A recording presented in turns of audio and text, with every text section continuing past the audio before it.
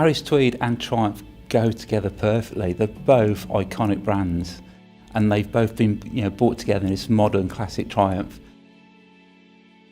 The Dapper Bonnie is a one-off bike. It's a unique colour that Triumph did for the Distinguished Gentleman's Ride. It's awesome, it really works.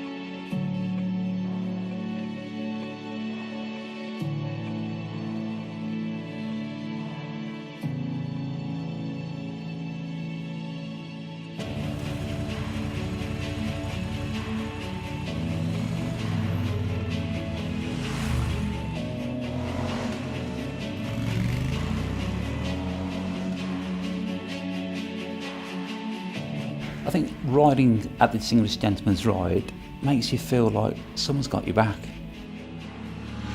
Us men don't tend to talk to each other much about health problems, and I don't on the last one. But just being on that ride with all the other people, someone's got your back, and it does make a difference.